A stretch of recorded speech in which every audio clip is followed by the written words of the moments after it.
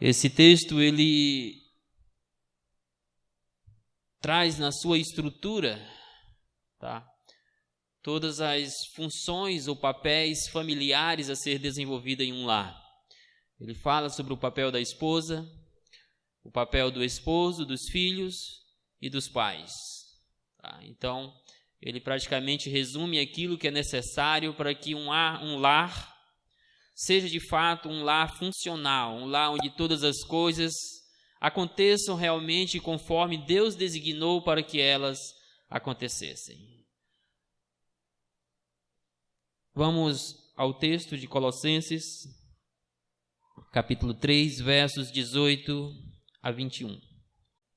Diz a palavra do Senhor: Esposas, que cada uma de vocês se sujeite a seu próprio marido, como convém no Senhor. Maridos, que cada um de vocês ame a sua esposa e não a trate com amargura.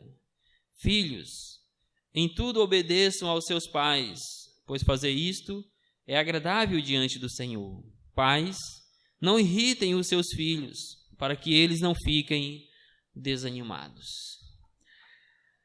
Meus irmãos, nós de fato vivemos isto que eu vou lhes dizer, não é novidade. Talvez você experimente ou já tenha experimentado algumas dessas coisas no seu contexto familiar. Nós vivemos momentos de crise na estrutura familiar. Parece que vivemos um colapso na estrutura familiar que Deus projetou para que nós assim a experimentássemos. No entanto, precisamos saber que nem sempre foi assim. Precisamos voltar um pouco na história, ou talvez um pouco bem longe na história, e reparar que nem sempre houve um desastre na estrutura familiar, que este caos nem sempre esteve presente no casamento, na criação desta relação conjugal agradável a Deus. Quando nós vamos ao livro de Gênesis, nós vemos a perfeição com que Deus criou todas as coisas.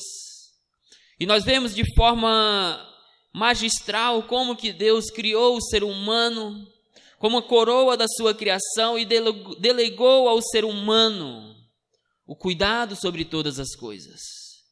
E vemos ainda como que de forma muito peculiar, Deus também criou a mulher e a entregou ao homem como a sua esposa, e o próprio Deus constituiu aquele casamento, o primeiro casamento da história humana. E Deus ordenou a este casal que eles pudessem frutificar, ter filhos, e os filhos gerariam filhos que gerariam outros filhos, e assim cresceria a raça humana. E no princípio, quando Deus fez todas essas coisas, havia a perfeição divina no jardim do Éden. Nós não sabemos por quanto tempo, mas verdade é que Adão e Eva experimentaram algo que certamente eu e você jamais vamos experimentar no casamento, que é a perfeição de Deus. Um relacionamento livre de qualquer dificuldade, livre de problemas, livre de crises, de discussões, livre de amarguras, de desentendimentos.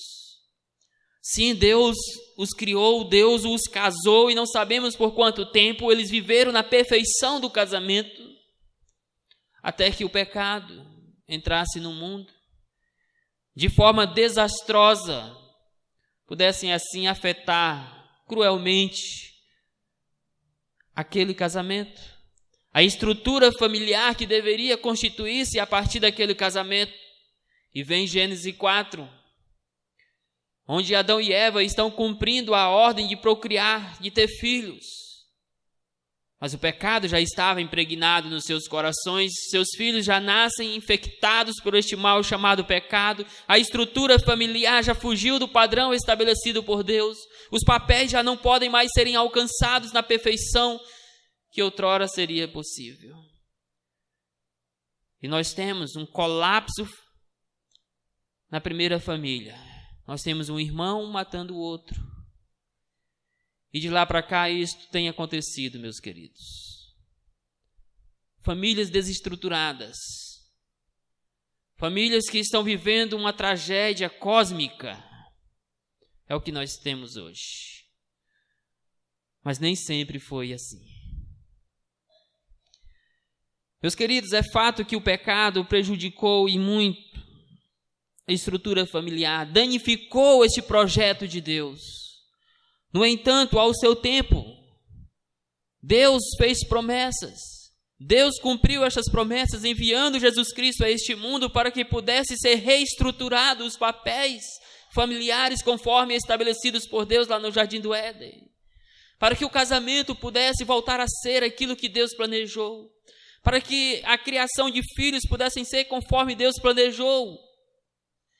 Para que a obediência dos filhos aos pais pudessem ser conforme Deus assim tinha em mente quando criou a raça humana. É claro que com isso não quero dizer que o pecado pegou Deus desprevenido. Não, meus queridos irmãos, mas isso aconteceu para que a graça de Cristo se tornasse abundante e a glória de Deus pudesse ser manifestada através de nós, através das suas ações, das nossas ações em glorificar a Ele, vivendo novamente essa estrutura familiar projetada por Deus em nossas famílias. O texto de Colossenses que nós lemos traz justamente o resgate deste papel que foi perdido no Éden.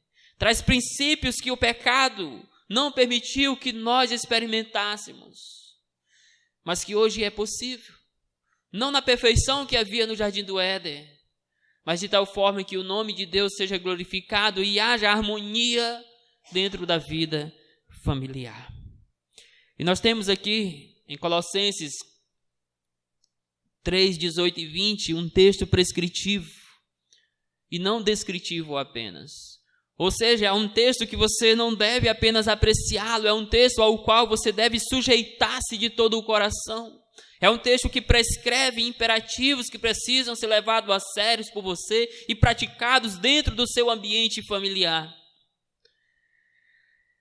Nós precisamos, então, meus queridos, ir a esse texto, analisar como que nós podemos ter esta família funcional, a qual foi projetada por Deus. Mas antes precisamos pensar um pouco na estrutura do capítulo 3 de Colossenses. Este capítulo, ele considera de modo significante a união do crente com o Senhor Jesus Cristo. Vai mostrar como que o crente foi removido das suas paixões carnais, removido do mundo que outrora ele estava ligado, e foi unificado a Cristo Jesus como seu Salvador. Este capítulo também celebra a transformação de vida que é resultante desta união. Aquelas paixões carnais, aquele estilo de vida que outrora eles tinham, agora deveria ser abandonados. E eles viveriam uma vida transformada à luz do seu relacionamento, da sua união com o Senhor Jesus. Por exemplo, os versos 12 a 17 do capítulo 3 registra algumas atitudes do cristão que deveriam ser praticadas como reflexo dessa transformação ocorrida mediante a união com o Senhor Jesus Cristo. E Paulo exorta aqueles irmãos, então, que eles pudessem agir com humildade, com compaixão, com longanimidade uns para com os outros, com mansidão, dentro da estrutura dos seus relacionamentos. E nos versículos em nota, Paulo mostra que os efeitos desta união transformadora com Jesus Cristo também devem ser vivenciados no âmbito da vida familiar. Um pastor por nome de Silas Falcão, ele chega a destacar que dentre todas as esferas da vida cristã, é no lar, é no seio da família, onde se realça mais o brilho do testemunho cristão, que é dentro da vida familiar, onde o nome de Cristo é mais exaltado mediante uma vida reta, justa, mediante relacionamentos saudáveis uns com os outros. Meus queridos, isto porque no lar, verdadeiramente nós mostramos quem verdadeiramente nós somos. O cristão pode ser visto na sua intimidade. A sua fé pode ser observada. O seu compromisso, o seu testemunho não tem como ser escondido dentro da sua própria casa.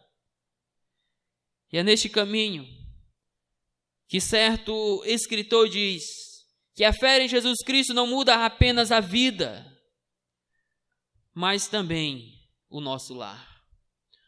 E Paulo está colocando isso para os colossenses. Ele inicia o capítulo 3 falando das suas paixões carnais. Depois ele fala do modo como Jesus Cristo os libertou daquelas paixões mundanas. Nos versos de 12 a 17 ele fala a respeito de como eles deveriam agora desenvolver os seus relacionamentos com humildade, com mansidão, com longanimidade, com paciência. Como que eles deveriam fazer da palavra de Cristo o árbitro dos seus corações, das suas atitudes. E agora tudo isso precisa ser aplicado na estrutura da família. Certamente, meus irmãos, Paulo compreendia a dimensão da fé no contexto familiar.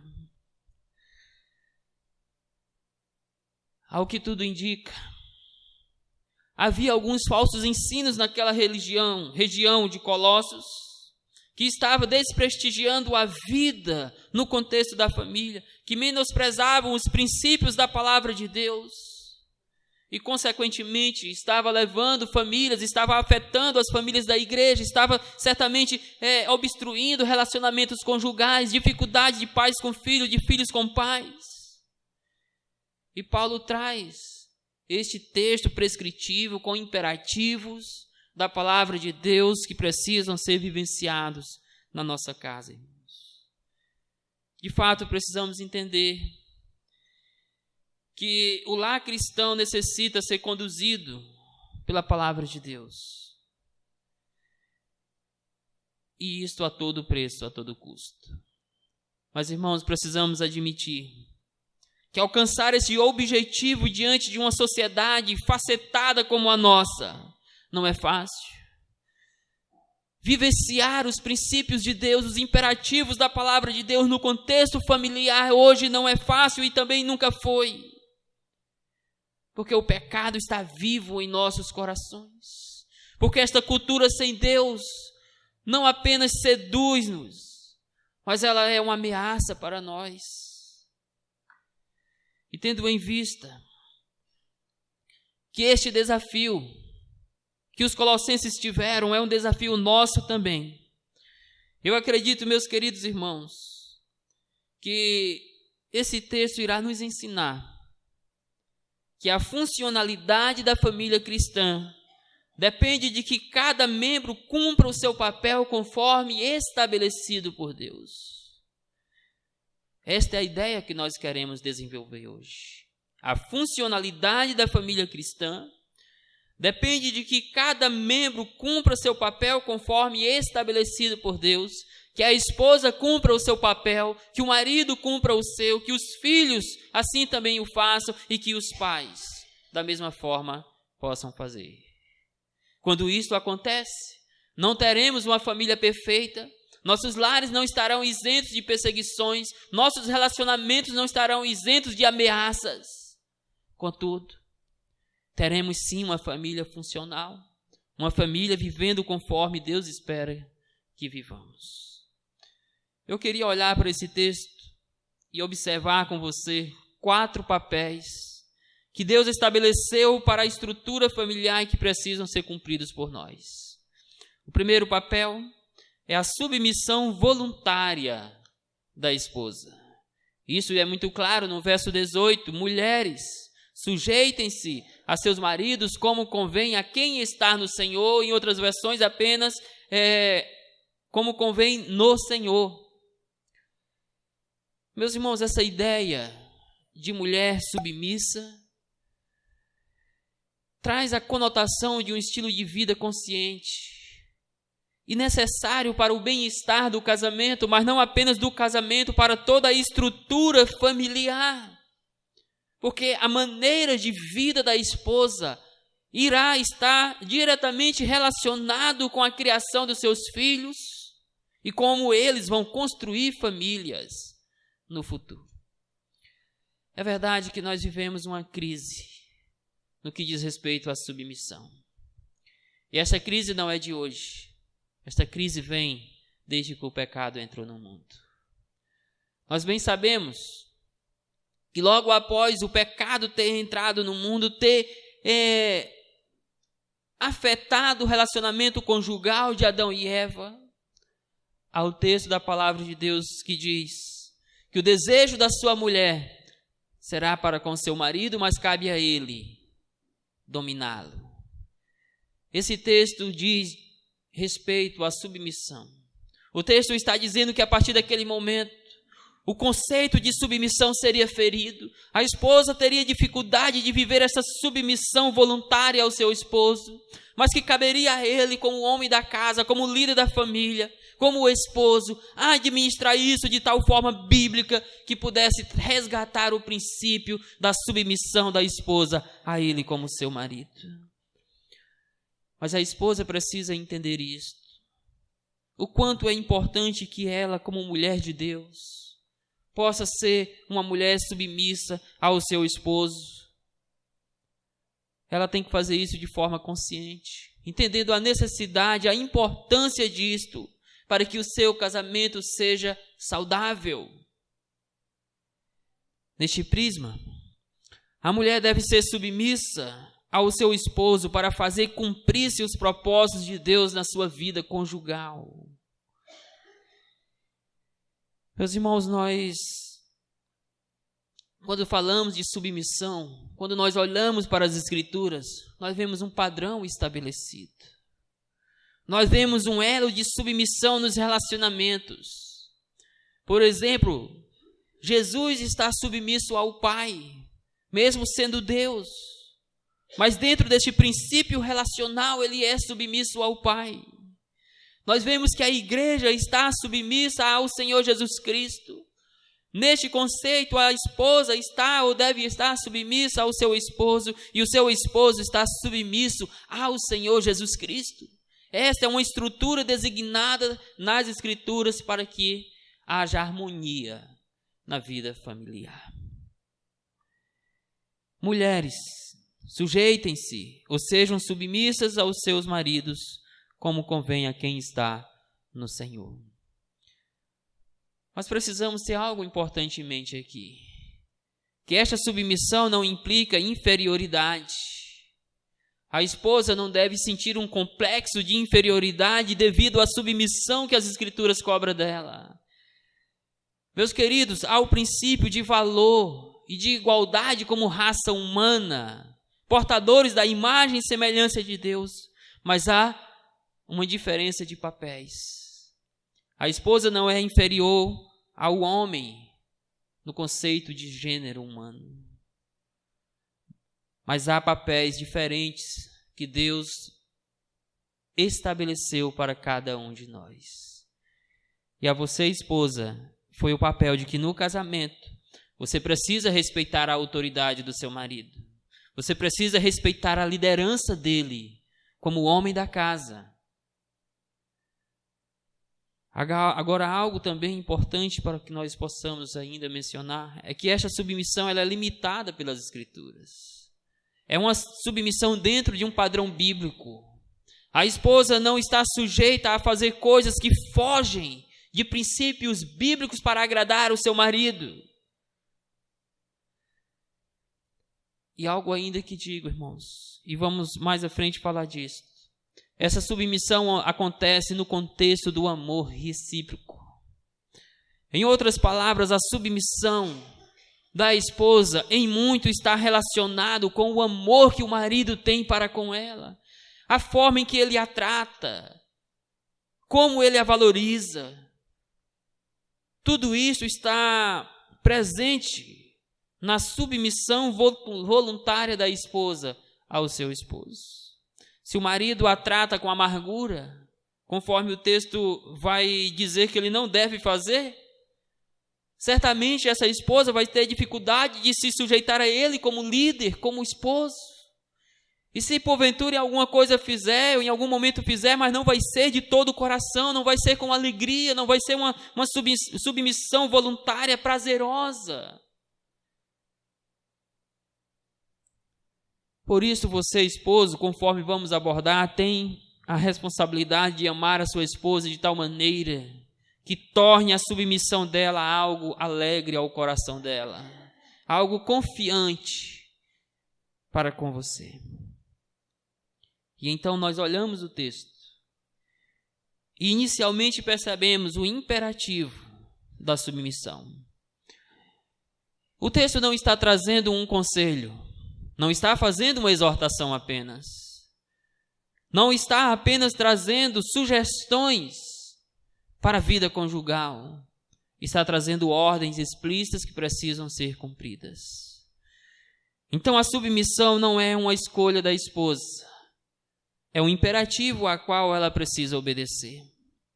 Por isso diz: esposas, sujeitem-se a seus maridos. O termo submissão aqui indica a responsabilidade que a mulher tem para com o seu esposo dentro da vida relacional. Minhas irmãs, qualquer tentativa de rebelião contra esta ordem é uma rebelião contra o próprio Deus. E tenha certeza, pode trazer dificuldades no seu casamento, porque você vai estar violando uma ordem bíblica, e violar um mandamento de Deus é pecado. Veja como a situação é séria. À medida que uma esposa não se sujeita à autoridade do seu esposo, ela está desobedecendo a palavra de Deus. E na raiz do que é pecado está o ato de desobediência. Então, se você, esposa, não se sujeita ao seu esposo, tenha certeza, você está em pecado. Você está colocando o seu casamento em risco. Você está ameaçando o bem-estar da sua família.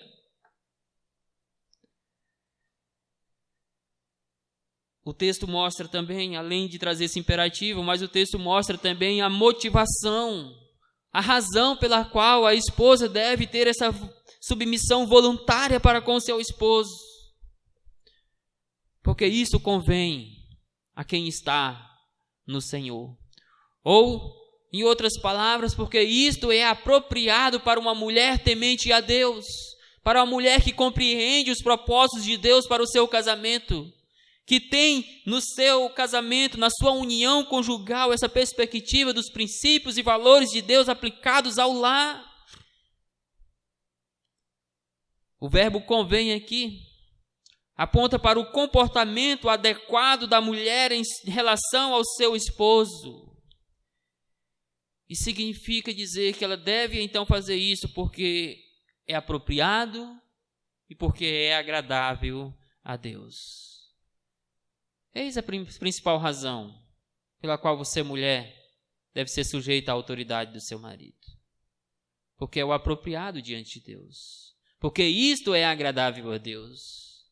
E uma vez que você faça isso, tenha certeza, você vai colher os frutos dessa decisão.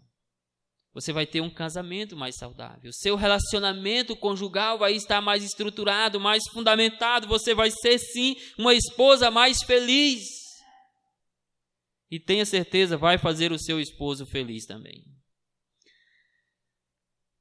A expressão também, meus queridos, como convém ao Senhor, como convém a quem está no Senhor, nos mostra que esta sujeição está diretamente ligada com princípios espirituais.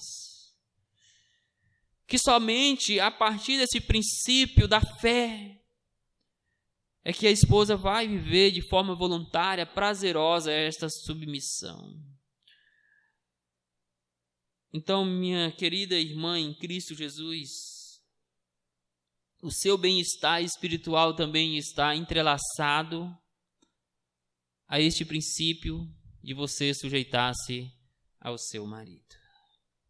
E essa submissão é no Senhor. Não é conforme o seu marido quer.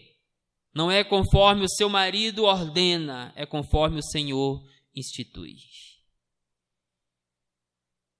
Portanto, a funcionalidade da família depende de que cada membro cumpra o seu papel. E o primeiro papel que nós observamos nesse texto que precisa ser cumprido é o papel da esposa, de ser uma mulher de Deus sujeita à autoridade do seu marido. Não queira, mulher, usurpar aquilo que não é seu. O segundo papel é aquele atribuído ao homem, ao esposo, que é o amor, meus queridos, incondicional do esposo.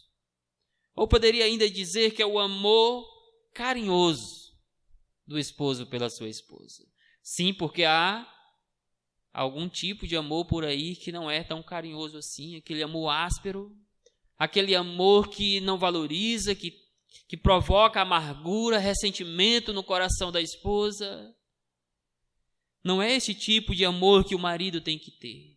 Se você é um marido áspero, se você não tem afetividade para com a sua esposa, se você não demonstra carinho para com ela, tenha certeza, vai haver uma barreira por parte dela em ser sujeita a você. Mas, por outro lado, se você cumpre o seu papel como esposo, se você mostra que está disposto a amá-la sacrificialmente, se você a ama de forma incondicional, vai haver facilidade para que ela possa ser uma esposa submissa à sua autoridade. Por isso o verso 19 diz: maridos, amem as suas mulheres e não as tratem com amargura. Meus irmãos, neste elo de submissão, o homem desenvolve um papel de extrema importância, porque a sua atitude vai definir o padrão de submissão que a sua esposa vai ter. Se vai ser aquela submissão voluntária, amorosa, ou se vai ser uma submissão apenas porque ela entende que Deus está mandando e ela tem que obedecer, e ela fará isto por obrigação e não por amor, por respeito à autoridade do seu marido. Assim, para o bom andamento do casamento, para o bom andamento da atitude da esposa para com o esposo, as Escrituras estabelecem certas atitudes do esposo no relacionamento conjugal. Por isto, o marido deve amar a sua mulher e jamais, não há cláusula de exceção, não há ressalvas aqui, jamais tratá-la com amargura. Quando nós vamos para um texto paralelo a este, para Efésios capítulo 5, lá nos é relatado algo mais sobre este amor. Por exemplo, a partir de Efésios 5, nós temos alguns princípios a respeito deste amor. Lá fica muito claro que este amor deve ser sacrificial, que o marido deve estar disposto a doar-se pelo bem-estar da sua esposa, que ele deve estar disposto a se sacrificar pela vida da sua esposa, pelo cuidado para com ela. Lá nós ficamos, meus queridos irmãos, nós ficamos sabendo que este amor é sacrificial, este amor é incondicional, este amor é demonstrado por atos, por atitudes. Porque lá é mostrado que o marido deve amar a esposa como Cristo amou a igreja. E Cristo amou a igreja demonstrando publicamente, por meio de atos, por ações visíveis ao mundo, de que Ele a ama, morrendo por ela na cruz do Calvário. Nós precisamos desse tipo de amor nos relacionamentos conjugais. Um amor que não seja apenas de palavra. Um amor que não seja apenas uma confissão verbal, um amor que não esteja apenas no coração, mas que esteja também nas ações, nos relacionamentos, para que de fato isso proporcione um casamento feliz e a sujeição agradável da esposa ao seu marido. Então ame a sua esposa de forma incondicional, de forma sacrificial. Ame a sua esposa por meio de atitudes, demonstre a ela o quanto você a ama. Mas vale dizer que este amor tem que ser um amor sincero também. Um amor sincero. Não é de boca para fora. O homem tem que amá-la com a parte mais frágil neste relacionamento. O homem tem que entender as suas emoções, os seus sentimentos. O homem tem que demonstrar a sua afetividade, a sua preocupação para com o bem-estar da sua esposa. Isto é amar a esposa. E quando nós vamos para o texto, observamos que também aqui há um imperativo para que o marido ame a esposa. Não é opção, é uma ordem divina que precisa ser obedecida. Não deve ser um amor apenas sentimental, emocional. Deve ser um amor sincero que verdadeiramente seja exposto em ações, em atitudes no relacionamento. Aqui nós vemos a responsabilidade do esposo para com a sua esposa, de amá-la acima de todas as coisas.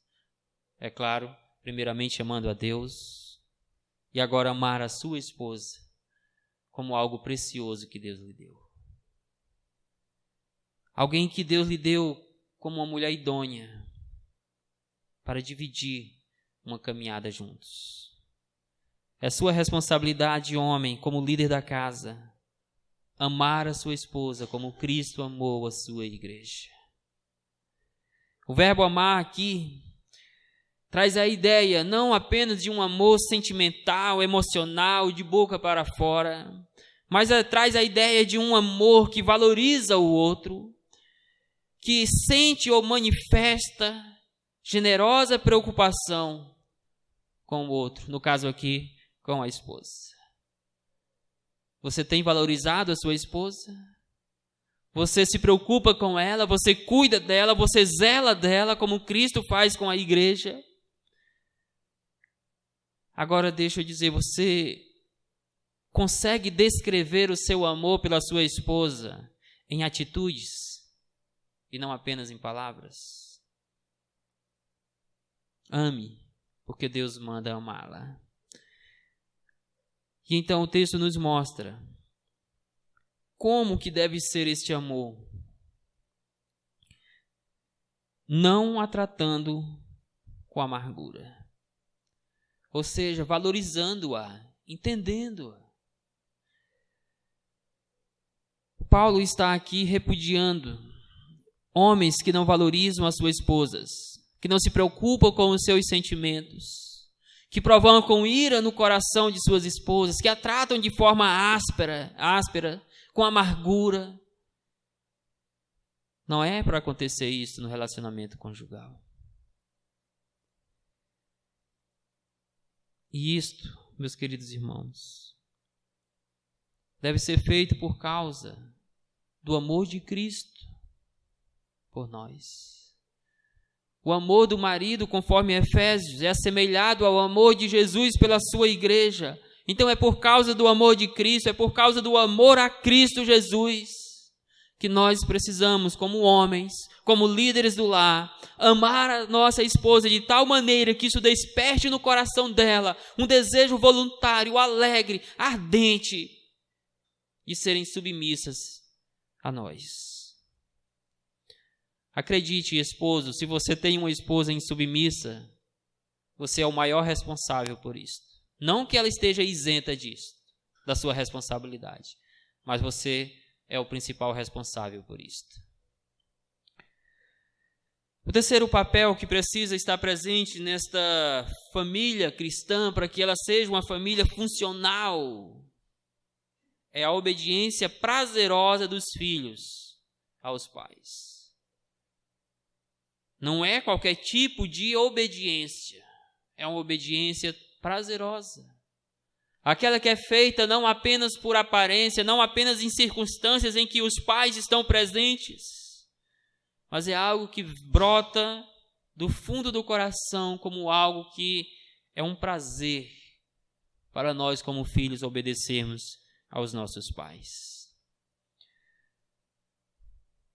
Lá em Êxodo capítulo 20, versículo 12, nós já temos esta ordem explícita de que os filhos devem respeitar, devem honrar aos seus pais como um mandamento de Deus. Aqui, meus queridos irmãos, Paulo está resgatando o princípio da obediência, do respeito, da honra dos filhos para com os pais. Por isso o verso 20 diz: filhos, obedeçam a seus pais em tudo, pois isto agrada ao Senhor. Novamente o texto traz o imperativo para a obediência. A palavra obediência significa dar ouvidos e aceitar de forma submissa às exortações dos pais, os ensinos, os conselhos, as instruções que nos são passadas por meio dos nossos pais. Cabe a você, filho, filha, principalmente dentro do contexto cristão, no contexto de um filho e de uma filha temente a Deus, servo e serva do Senhor, dá atenção às orientações dos seus pais e se submeter a elas e obedecê-los, meus queridos irmãos. Nós vivemos uma crise no que diz respeito a este princípio da obediência, irmãos. Temos muitos filhos rebeldes, inclusive nos lares cristãos. Filhos que voltam as costas para as prescrições, para os conselhos dos seus pais. Acredite, estes estão destinados a colher um fruto muito amargo. Porque descumprir esta ordem de Deus é ficar vulnerável às consequências do pecado que vêm por conta da desobediência. Meus queridos irmãos e irmãs, Deus nos deu filhos para que nós possamos instruí-los na obediência. Deus nos fez filhos para que possamos viver na prática da obediência aos nossos pais. É claro que esta obediência é limitada pelas Escrituras. É limitada no sentido que é de acordo com as Escrituras. Mas lembrando que nós estamos falando aqui de pais cristãos, então o texto não pressupõe que um pai cristão vai ensinar algo de errado para o seu filho, que ele vai deixar de ensinar alguma coisa que de fato está nas Escrituras para os seus filhos. E é por isso que o texto diz: obedeçam aos seus pais em tudo. É a forma da obediência. Não é em algumas áreas da vida, é em todas as áreas da vida. Em todos os momentos, em todas as ocasiões, irmãos. Nós, como filhos, precisamos obedecer aos nossos pais cristãos que vivenciam os princípios cristãos no lar em todas as coisas. É lamentável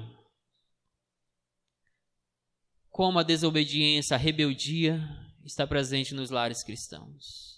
É lamentável, meus queridos irmãos, como que os filhos estão vivendo uma obediência forjada em nossos dias. Uma obediência apenas de aparência, mas que não é de coração.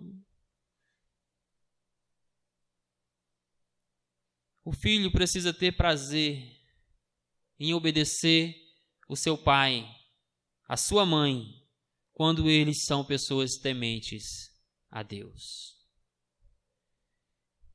O texto coloca um motivo para esta obediência. Pois isto agrada ao Senhor. É agradável a Deus que nós, como filhos, possamos desenvolver esta prática no nosso contexto familiar. Paulo usa aqui o mesmo termo que ele usa lá em Romanos, capítulo 12, verso 2, para falar do condicionamento do crente para provar a vontade agradável do Senhor.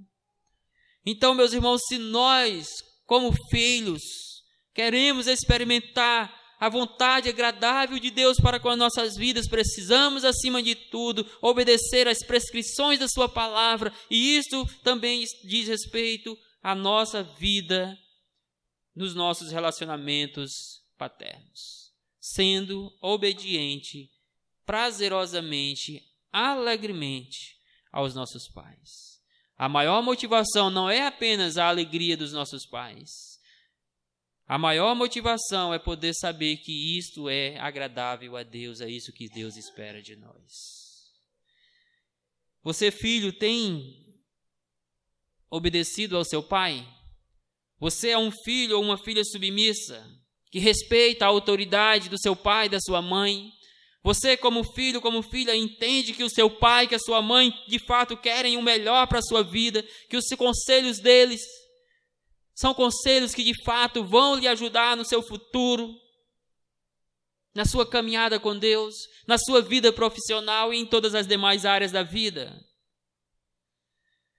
Acima de tudo, você compreende que uma das formas mais gloriosas de agradar a Deus é desenvolvendo o seu papel de filho obediente aos pais.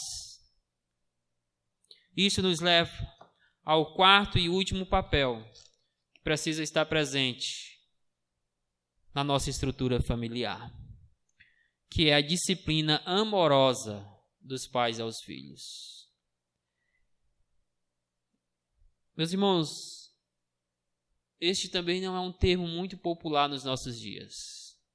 E de forma muito triste eu digo, não é algo muito presente nos lares cristãos contemporâneos. Disciplina para com os filhos. Correção dos pais aos filhos. Os filhos estão andando numa frouxidão, porque falta muitas das vezes disciplina dos pais. Quando a palavra de Deus nos exorta que devemos criar os nossos filhos nos caminhos do Senhor, nos ensinos da palavra de Deus, para que quando eles cresçam não se desviem dele, isto também implica discipliná-los quando necessário. O livro de Provérbios traz muitos exortativos a respeito da disciplina dos pais aos filhos e como também os filhos devem receber essa disciplina por parte dos seus pais.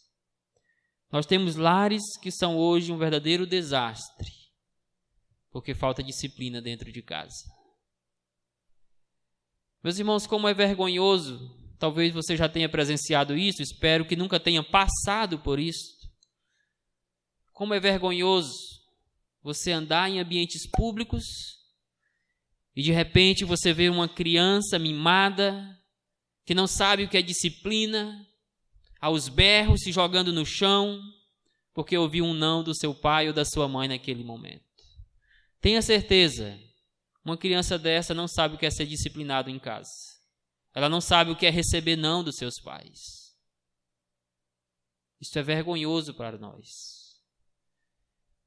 Eu já presenciei algumas cenas assim, que crianças se jogam ao chão berrando, porque pediram algo aos seus pais e talvez porque realmente não tinham dinheiro para comprar aquilo, os pais disseram não, e essa criança não se satisfez com o não dos seus pais.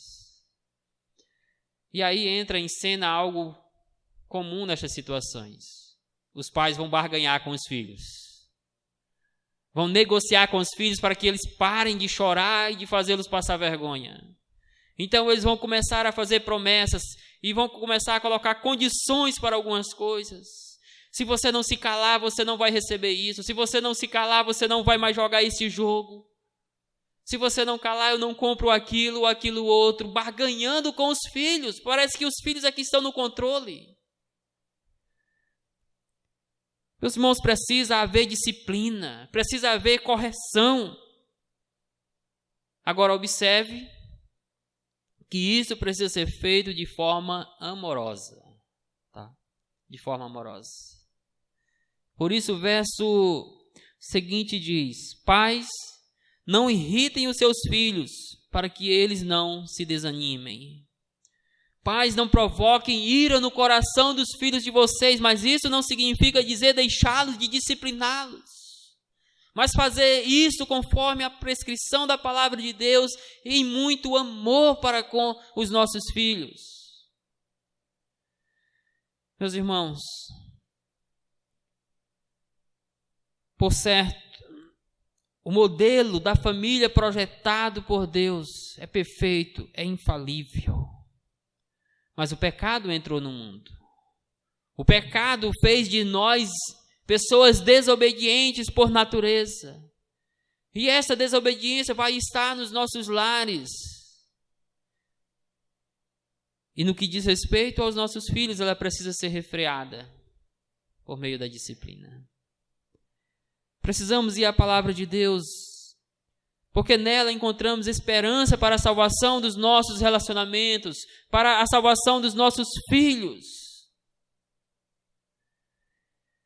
Estou certo que diante disto, dessa disciplina amorosa, de não causar a ira no coração dos filhos, de não deixarem os filhos desanimados, a vida conjugal desenvolve um papel importante nesse processo.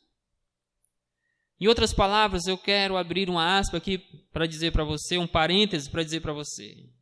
A vida conjugal atinge de maneira direta os filhos. Tenha certeza disso. Fecha esse parêntese, irmãos. Como que nós provocamos a ira em nossos filhos? Como que nós deixamos nossos filhos desanimados em meio à disciplina amorosa que nós precisamos exercer?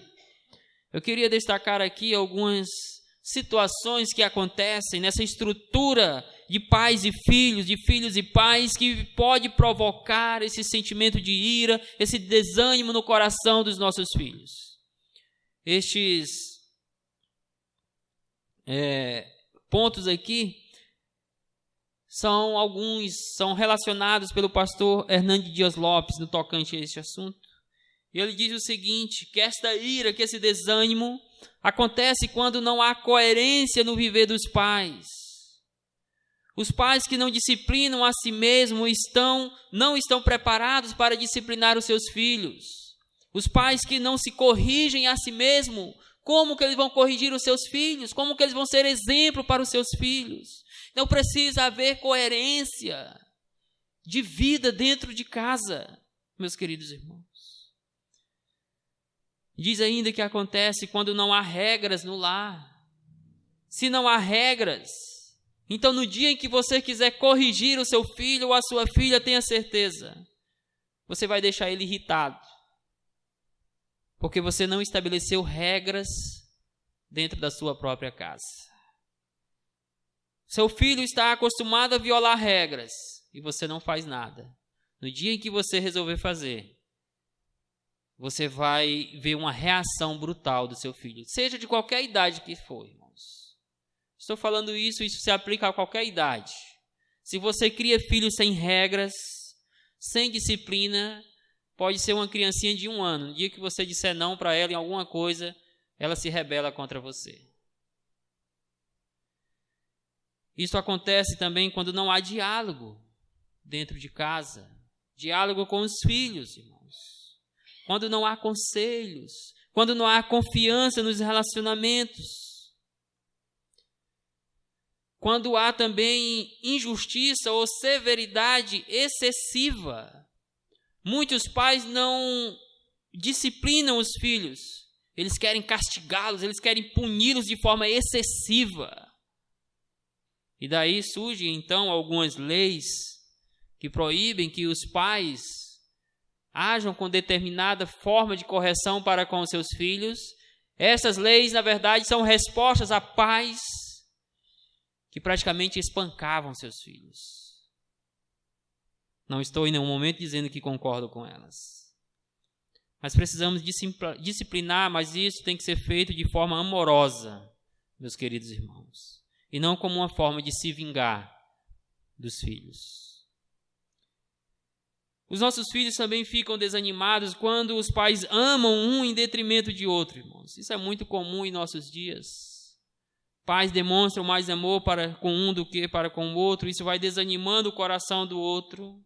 Quando há conflitos no casamento também, quantos filhos sofrem em ver os seus pais com casamentos à beira da destruição, quantos filhos sofrem por ver a sua mãe lagrimando, por ver o seu pai de cara fechada. Estes conflitos nos lares contribuem para a ira, contribuem para o desânimo dos nossos filhos e certamente vão construir barreiras na disciplina amorosa dos pais.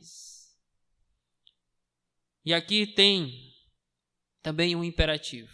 Pais, não irritem os seus filhos.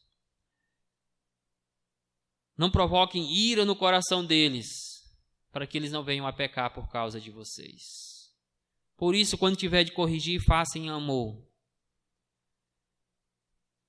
Os perigos, meus irmãos, são reais e os resultados são cruéis. Por isto, cabe a nós, como família cristã, estruturar a nossa família à luz da palavra de Deus, resgatando os papéis bíblicos para o lar.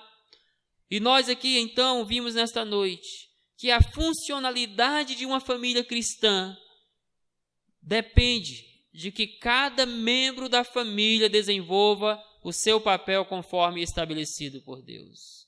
A esposa submissa, o esposo que ama a esposa, os filhos que obedecem aos pais e os pais que disciplinam os filhos de forma amorosa para não provocar ira e desânimo no seu coração. Irmãos, a perfeição de Gênesis não é mais possível para nós. Nós nunca vamos saber o que é ter um casamento como aquele que foi desfrutado no princípio de Adão e Eva. Porque o pecado está entre nós e está em nós. E onde há pessoas se relacionando, vai haver atritos, vai haver conflitos, vai haver dificuldades. Mas essas dificuldades podem ser refreadas à luz da palavra de Deus. Você jamais vai ter um casamento perfeito, você não vai ter filhos perfeitos, você não vai ser pai perfeito, mãe perfeita, marido perfeito, esposa perfeita. Mas à luz da palavra de Deus, você pode ter um lar bem estruturado, um lar funcional, para que você possa desfrutar da verdadeira felicidade dentro da sua casa. Apenas cumpra o seu papel dentro da sua casa. Faça isto, meu querido irmão e irmã, como uma resposta ao amor de Jesus Cristo. Faça isso permitindo que o amor de Jesus tenha uma ação controladora na sua vida familiar, nos seus relacionamentos, no seu casamento. Faça isso, porque este é o parâmetro bíblico para o seu casamento, para os seus filhos, para você como pai, esposo ou esposa ou filhos. Faça isso para que a sua casa seja o lugar onde você possa refletir a intensidade do brilho da graça do Senhor Jesus Cristo que te alcançou, que te salvou daquele mundo de pecado, que te removeu daquelas ambições carnais. E faça isto, porque aos olhos de Deus problemas familiares são pecado e devem ser evitados ou sanados, custe o que custar. Então saia daqui avaliando a sua vida conjugal, avaliando o seu relacionamento com seus filhos, o seu relacionamento com seus pais. Porque o descumprimento destes 4 papéis que vimos aqui constitui pecado. E não pode, meus queridos irmãos, haver pecados assim em nossos lares. Vamos evitá-los, vamos saná-los, para que tenhamos um lar verdadeiramente feliz. Que Deus nos abençoe em nome de Jesus. E aí, espero que você tenha gostado desse vídeo que você acabou de assistir.